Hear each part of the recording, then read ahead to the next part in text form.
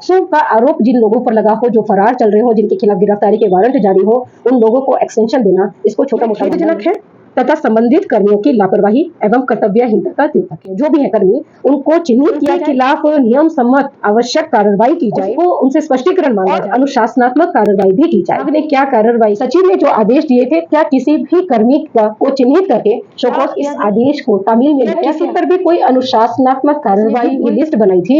ये क्या किसी को हटाया गया, किसी को सस्पेंड किया गया? क्या सिर्फ ये गलती एक नीचे के जो कर्मी है उनकी ही मानी जाएगी, उन अधिकारी की नहीं मानी जाएगी जिन्होंने बिना पढ़े सिग्नेचर कर दी? नमस्कार, मैं हूं अनिका आर्य। नवजात शिशुओं को बचाने की मुहिम पालोना में एक बार फिर आप सभी का स्वागत है। आपको याद होगा, हमको एक झारखंड के एक अधिकारी की योग्यता के बारे में बताया था। मैंने बताया था कि कैसे एक अधिकारी की योग्यता की वजह से झारखंड सरकार अब मृतक मेंबर्स को भी, CWC के जो मेंबर है उनको भी ट्रेनिंग करवाने की फिराक में है और एक्सटेंशन तो उनको पहले ही दे चुकी है। आज मैं उसी विभाग के दूसरे अधिकारियों की, जो उनसे भी ज्यादा काबिल है, उनकी दास्तान लेकर यहाँ पर उपस्थित हुई हूँ।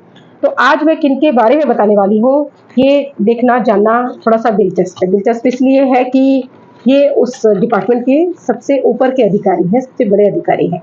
मामला कुछ कुछ वैसा ही है जैसा कल का था, लेकिन कल से ज्यादा संगीन है। क्यों संगीन है, क्या बात है इसमें ऐसी, इसके बारे में मैं आपको बताऊंगी, लेकिन वीडियो में आपको अंत तक जुड़े रहना पड़ेगा।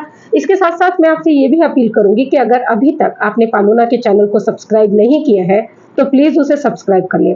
हम बड़ी मेहनत करते हैं, तब जाकर ये वीडियो आपके सामने आ पाते हैं। बहुत सारा काम होता है और हमारा इसके पीछे उद्देश्य सिर्फ इतना है कि हम नवजात शिशुओं के लिए एक सुरक्षित माहौल बनाना। सोचेंगे कि नवजात शिशुओं के लिए सुरक्षित माहौल बनाने में इस विभाग का भला क्या काम है, तो यहाँ आप गलत सोच रहे हैं, क्योंकि जिन शिशुओं की हम बात करते हैं ना, असल में उनके संरक्षण की, उनको प्रोटेक्ट करने की पूरी जिम्मेदारी इसी विभाग की है, यानी ICPS की, इंटीग्रेटेड चाइल्ड प्रोटेक्शन स्कीम की। ये कोई भ्रूण हत्या तो है नहीं कि ICPS का इसमें काम ना हो। बच्चे के जन्म के बाद उनकी हत्या होती है, बच्चों के जन्म के बाद उन्हें छोड़ा जाता है, तो पूरी जिम्मेदारी इसमें इसी विभाग की होती है। इसलिए इस विभाग का संजीदा होना, गंभीर होना, अपने उत्तरदायित्व, अपने कर्तव्य के प्रति जागरूक होना बहुत ज्यादा जरूरी।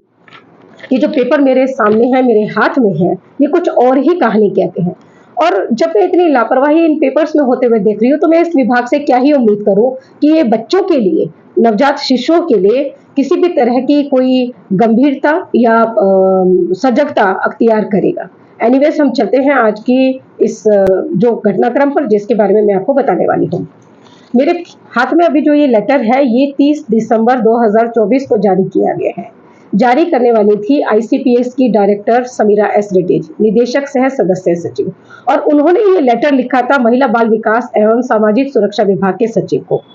पत्र में उन्होंने, पत्र का जो नंबर है वो है 1452 1452, और इस पत्र में उन्होंने सचिव को सचिव से ये अपील की थी, उनसे परमिशन मांगी थी कि राज्य के अंतर्गत, जो उन्होंने लिखा है मैं वही आपको पढ़ के सुना रही हूँ, कि विभिन्न जिलों में किशोर न्याय बोर्ड और बाल कल्याण समिति में कार्यरत सामाजिक कार्यकर्ताओं का जनवरी 2024, आई रिपीट, बाल कल्याण समिति और किशोर न्याय बोर्ड में कार्यरत सामाजिक कार्यकर्ताओं का जनवरी 2024 में कार्य अवधि समाप्त होने और सामाजिक कार्यकर्ताओं का अवधि विस्तार करने के संबंध में। यहाँ आपको ध्यान इस बात पर देना है कि समीरा जी ये लेटर 30 दिसंबर को लिख रही हैं, और उसके विषय में, यानी जो सबसे ऊपर बोल्ड में जो लाइन लिखी जाती है, वो आप यहाँ पर स्क्रीन पर भी देख रहे होंगे, इसमें ही वो ये कह रही हैं कि मैं आपको लेटर तो लिख रही हूँ 30 दिसंबर 2024 को, लेकिन उन लोगों के बारे में लिख रही हूँ जिनका कार्यकाल जनवरी 2024 में खत्म होने वाला है, या मतलब खत्म होने के संबंध में, यानी जो कार्यकाल पहले ही लगभग 12 महीने पहले खत्म हो चुका है, उस कार्यकाल के संबंध में 30 दिसंबर 2024 को लेटर लिखने का क्या तात्पर्य है, मेरी तो समझ में आया नहीं मैडम रेड्डी जी। अगर आप हमारे दर्शकों में से कोई इसको समझ पाए तो प्लीज मुझे बताएं। दूसरी बात, चलिए मैं इसको मानवीय भूल समझ रही हूँ, वो जनवरी 2024 नहीं कहना चाह रही थी। निश्चित तौर पर उनके कहने का तात्पर्य रहा होगा कि जनवरी 2025 में जिनका कार्यकाल समाप्त होने वाला है, क्योंकि लेटर में जो लीडिंग पैराग्राफ है, जिसको हम पत्रकारिता की भाषा में इंट्रोडक्टरी या इंट्रो कहते हैं, उसमें उन्होंने अपनी गलती को तो दोहराया है, यानी कि जनवरी 2024 ही उन्होंने लिखा है, लेकिन उसके बाद का जो फॉलोइंग पैराग्राफ है उसमें उन्होंने जनवरी 2025 का जिक्र किया है। हालांकि पूरे पत्र में 3 बार इस तारीख का जिक्र हुआ है, जनवरी 2024 का जिक्र, जिसमें 3 बार किया गया है, और सॉरी 4 बार इसका जिक्र हुआ है। पहली बार उसका जो सब्जेक्ट लाइन है उसमें उन्होंने उसका जिक्र किया, फिर फॉलोइंग पैराग्राफ में जिक्र किया, उसके बाद जो अंतिम पैराग्राफ है उसमें भी उन्होंने इसका जिक्र किया, और सभी में उन्होंने जनवरी 2024 ही बार बार रिपीट किया है। सिर्फ एक बार उन्होंने जनवरी 2025 भूल शायद एक बार हो सकती है, लेकिन बार बार अगर वो हो तो मैंने आपको कल बताया था कि उसको क्या क्या कहा जा सकता है। खैर, हम आगे बढ़ते हैं, क्योंकि ये तो बहुत हल्की भूल है जिसके बारे में मैं अभी आपको बता रही हूँ। इससे आगे उन्होंने क्या किया, ये ब्लंडर है, और जिस पर कि सचिव ने आपत्ति भी जताई। तो उन्होंने इसमें बताया लेटर में कि जो जेजीबी में कार्यरत 29 सामाजिक कार्यकर्ता और सीडब्ल्यूसी के 63 यानी 63 सामाजिक कार्यकर्ताओं का कार्यकाल, जो कि जनवरी 25 में समाप्त होने वाला था, ये मैं अपने अंदाजे से बता रही हूँ, उसकी कार्यावधि विस्तार के बारे में उन्होंने ये लेटर लिखा था। इसके लिए उन्होंने 3 महीने का एक्सटेंशन इन सदस्यों को देने की बात कही थी। अब इसमें किन सदस्यों की बात कही थी ये देखना बहुत जरूरी है। इसमें जो पहला सदस्य का नाम, मतलब जो आपत्तिजनक है, वो है 24 नंबर पर हजारीबाग का, हजारीबाग की भारती नयन जी। इनको भी कार्य विस्तार दिया गया है 3 महीने का। अब इसमें दिलचस्प ये है कि भारती नयन जी 10 दिसंबर 2024 को ही अपना रिजाइन दे चुकी थी, और इस 10 दिसंबर 2024 के रिजाइन को, जो कि हाँ अभी मेरे हाथ में है, इसका संज्ञान लेते हुए जिला समाज कल्याण पदाधिकारी हजारीबाग ने निदेशक सह सदस्य सचिव यानी समीरा देवी जी को फिर 9 जनवरी को एक पत्र लिखा। मुझे लगता है कि जब उन्होंने ये 30 दिसंबर वाला लेटर लिखा, उसके बाद उन्होंने वो लेटर लिखा, और उसमें उन्होंने बताया कि ये अपना रिजाइन कर चुके, उन्होंने रिजाइन किया। फिर 30 दिसंबर को समीरा रेड्डी जी ने लेटर जारी किया, और उसके बाद 9 जनवरी को उन्हें बताया गया कि जो ये सदस्य हैं हजारीबाग की, ये रिजाइन कर चुकी हैं जनवरी माह में। इसमें एक सवाल तो ये बनता ही है ना कि मैडम, आप उस विभाग की सर्वोच्च पदाधिकारी हैं, निदेशक हैं आप, और आपको ये पता ही नहीं चलता है 1 महीने तक कि आपके अंतर्गत आने वाले चाइल्ड वेलफेयर कमेटी की एक सदस्य ने रिजाइन कर दिया। बेनिफिट ऑफ डाउट दिया जा सकता है। बेनिफिट ऑफ डाउट क्या है कि हो सकता है उनका रेजिग्नेशन एक्सेप्ट ना किया गया, ये संभावना बनती है, और मुझे मालूम नहीं है इसमें कि ये जो रेजिग्नेशन एक्सेप्ट हुआ था या नहीं हुआ था, इसलिए इसके लिए हम इसको इग्नोर कर देते हैं कुछ देर के लिए। अब थोड़ा सा आगे बढ़ते हैं। इसके ठीक नीचे अगर आप ध्यान से देखें तो आपको सबसे लास्ट में 35, 36 और 37 नंबर पर पलामू नजर आएगा। पलामू के अध्यक्ष प्रणव कुमार जी और सदस्य धीरेन्द्र कुमार जी और सुधा देवी को भी 3 महीने का एक्सटेंशन देने की बात निदेशक सह सदस्य सचिव समीरा रेड्डी जी ने इस पत्र में, जो मेरे हाथ में है, ये कही है, जो आप अपनी स्क्रीन पर भी यहाँ देख रहे हैं।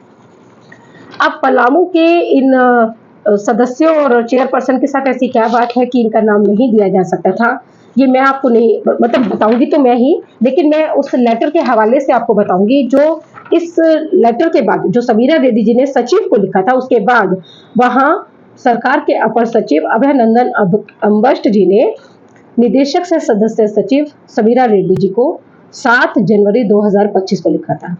उन्होंने इस पत्र में कड़ी नाराजगी जाहिर की थी।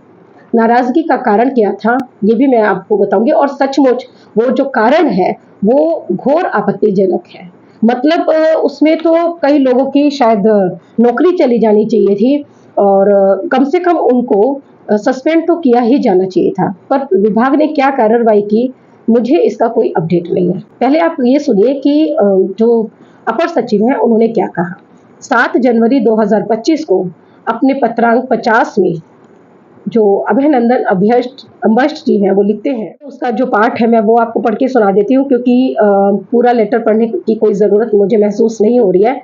और उन्होंने कहा कि कुछ सदस्यों के कार्यावधि विस्तार के संबंध में विभाग को प्रस्ताव मिला है, प्रस्ताव उपलब्ध करवाया गया है, जो प्रथम दृष्टया ही भ्रामक और त्रुटिपूर्ण दर्शित हो रहा है। इस प्रस्ताव में पलामू जिला में संबंधित सदस्य और अध्यक्ष का नाम भी है, जबकि पलामू जिला में वर्तमान में सभी पद रिक्त हैं। यह खेदजनक है तथा संबंधित कर्मियों की लापरवाही एवं कर्तव्यहीनता का द्योतक है। कड़ी भाषा का प्रयोग उन्होंने क्यों किया? इसलिए कि जो पलामू जिला के सभी पद वो जो रिक्त है, उसके पीछे एक बड़ी वजह है। इस वजह के बारे में मैं आपको बताऊंगी, लेकिन पहले आप ये सुनिए कि वो आगे पैराग्राफ में क्या लिखते हैं। यद्यपि संशोधित प्रस्ताव विभाग को भवदिया द्वारा उपलब्ध करवाया गया है, यानी कि 30 दिसंबर को जो समीरा जी ने लेटर जारी किया, उसके बाद संशोधित प्रस्ताव उन्होंने फिर भेजा होगा किसी के द्वारा, उनकी त्रुटि ध्यान में लाए जाने के बाद या जो कुछ भी रहा होगा, उन्होंने संशोधित प्रस्ताव भेजा होगा। पर इसके बाद भी जो अपर सचिव है, उनकी नाराजगी कम नहीं हुई और वो बनती है नाराजगी। वो आगे लिखते हैं, तथापि लापरवाही कर्तव्यहीनता बरतने वाले कर्मियों के विरुद्ध नियम सम्मत कार्रवाई आवश्यक है। अतएव अनुरोध है कि इन्हें चिन्हित करते हुए स्पष्टीकरण किया जाए एवं तदुपरांत यथोचित अनुशासनिक कार्रवाई हेतु मंतव्य विभाग को उपलब्ध करवाया जाए। ये लेटर है, ये आप अपनी स्क्रीन पर भी देख सकते हैं। अभी आपको ये बताती हूँ कि इतनी नाराजगी उनको क्यों हुई। असल में नवंबर महीने में पलामू में एक बहुत बड़ा कांड उजागर हुआ था। हुआ ये था कि वहां पर जो एक होम संचालित होता था और होम में बच्चियां रहती थी, उन बच्चियों में से 2 बच्चियों ने पलामू जिला के जो चाइल्ड वेलफेयर कमेटी है, वो जो होम के संचालक है, उन लोगों पर ये आरोप लगाया था कि उनका शारीरिक शोषण किया गया है। संचालक उस लड़की को अपने घर बुलाते थे और वहां पर उसका शोषण करते थे। उस समय में मीडिया में खबरें ये भी आई थी कि लड़कियों को इधर उधर भी भेजा जाता था, बल्कि उनकी जो फोटोज हैं वो भी इधर उधर दूसरे लोगों के पास भेजी जाती थी। ये दूसरे लोग कौन थे? ये विभाग के ही लोग थे या विभाग से बाहर के लोग थे? कुछ अधिकारी थे, राजनेता थे, कॉमन मैन थे, कौन थे? सोसाइटी के लोग थे। इसके बारे में बहुत ज्यादा जानकारी अभी तक मेरे पास नहीं आई है, इसलिए मैं आपको इसके बारे में कुछ बता नहीं सकूंगी। लेकिन उस बात के, उस रहस्य के उद्घाटन के बाद, इस पूरे मामले के, पॉक्सो के इस मामले के सामने आने के बाद विभाग ने त्वरित कार्रवाई करते हुए पलामू की चाइल्ड वेलफेयर कमेटी को भंग कर दिया था।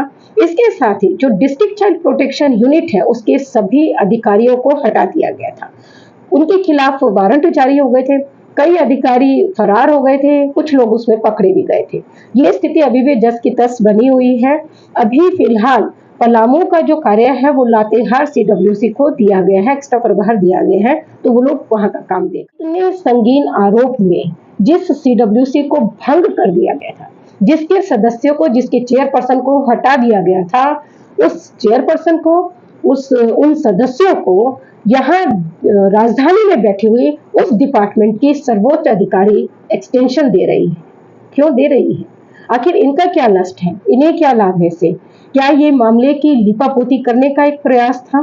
क्योंकि ये जो भूल हुई है, इसे भूल नहीं कहा जा सकता है। ये बहुत बड़ी, जैसा कि सचिव महोदय ने लिखा है, बिल्कुल ठीक लिखा है कि बहुत बड़े स्तर पर बहुत ही संगीन मामला है और इसके खिलाफ अनुशासनात्मक कार्रवाई होनी चाहिए। मैं फिर से एक बार उनके शब्द रिपीट करती हूँ जो उन्होंने कहे। उन्होंने पहले कहा कि ये प्रथम दृष्टया ही भ्रामक और त्रुटिपूर्ण है। फिर उन्होंने कहा कि ये संबंधित कर्मियों की लापरवाही और कर्तव्यहीनता का द्योतक है। फिर इसके बाद उन्होंने ये कहा कि ये उन सभी अधिकारियों या कर्मियों, जो भी है कर्मी, उनको चिन्हित किया जाए, उनके खिलाफ नियम सम्मत आवश्यक कार्रवाई की जाए, उसको उनसे स्पष्टीकरण मांगा जाए और अनुशासनात्मक कार्रवाई भी की जाए। ये मेरे शब्द नहीं है, ये खुद उनके विभाग के जो उनसे भी ऊपर ऑफिसर हैं, ये उनके शब्द हैं। लेकिन मेरा सवाल ये है कि क्या इस आदेश को तामील में लाया गया? सचिव ने जो आदेश दिए थे, क्या किसी भी कर्मी को चिन्हित करके शोकॉज किया गया? क्या किसी पर भी कोई अनुशासनात्मक कार्रवाई हुई? क्या किसी भी कर्मी को, वो कोई भी कर्मी था या अधिकारी था जिसने भी ये लिस्ट बनाई थी, ये क्या किसी को हटाया गया, किसी को सस्पेंड किया गया? और क्या सिर्फ ये गलती एक नीचे की जो कर्मी है उनकी ही मानी जाएगी, उन अधिकारी की नहीं मानी जाएगी जिन्होंने बिना पढ़े सिग्नेचर कर दी। क्या उनको एक बार देखना नहीं चाहिए था कि इसमें किस किस का नाम है? कम को से इतनी उम्मीद तो की जाती है कि जब भी वो कोई गंभीर मामले में हस्ताक्षर करने जा रहे हो किसी पेपर पर, तो वो एक बार उसको पढ़ लेंगे। मुझे लगता है कि अगर ऐसा नहीं किया जाता है तो शायद अब किया जाना चाहिए, क्योंकि ये जो 2-3 मामले आपको मैंने पिछले 2 दिनों में बताए हैं, आज एक बता रही हूँ और एक मैंने आपको कल बताया था, ये बहुत ही गंभीर है और इन्हें हल्के में नहीं लिया जाना चाहिए। मैं नहीं जानती हूँ कि मेरी ये बात संबंधित अधिकारियों तक पहुंचेगी कि नहीं, और ये भी नहीं जानती हूँ कि सरकार तक पहुंचेगी कि नहीं, पर मैं ये चाहती जरूर हूँ कि सरकार को इन सभी लापरवाहियों के बारे में पता हो, उन्हें मालूम हो कि उनके विभाग में बैठे हुए उच्च पदस्थ अधिकारी किस तरह लापरवाही से अपने कार्य को अंजाम दे रहे हैं। मामले को तो हम फिर भी थोड़ा सा हल्के रूप में देख सकते हैं कि एक सदस्य की मृत्यु हुई थी और उसको एक्सटेंशन दे दिया गया और फिर उनको ट्रेनिंग में बुला लिया गया, लेकिन आज का जो ये मामला मेरे पास आया है, ये बहुत ज्यादा संगीन है। का आरोप जिन लोगों पर लगा हो, जो फरार चल रहे हो, जिनके खिलाफ गिरफ्तारी के वारंट जारी हो, उन लोगों को एक्सटेंशन देना, इसको छोटा मोटा मामला नहीं समझना चाहिए। मेरी बुद्धि तो यही कहती है, बाकी आप आपकी जान। यहाँ से जाने से पहले मैं अपील करूंगी कि प्लीज मेरी बात को संबंधित अधिकारियों तक और सरकार तक पहुंचाने में मेरी मदद करें। पालोना को जरूर सब्सक्राइब करें और आप इस मामले में क्या सोचते हैं, ये हमें जरूर अपने कमेंट के जरिए बताएं। इस बात को या इन दोनों मामलों को आप ज्यादा लोगों तक पहुंचाने में भी हमारी मदद कर सकते हैं। इससे सरकार पर और खासकर उन अधिकारियों पर एक दबाव बनता है जो इस तरह से लापरवाही के से अपने काम को अंजाम देते हैं। उन्हें लगता है कि कोई उनको देख रहा है और उन्हें अपनी ड्यूटी के प्रति, अपने कर्तव्य के प्रति, अपनी पोस्ट के प्रति बहुत ज्यादा सजग रहने की जरूरत है। उसको गंभीरता से उसका निर्वहन करने की जरूरत है। अब मैं इजाजत लूंगी। नमस्कार।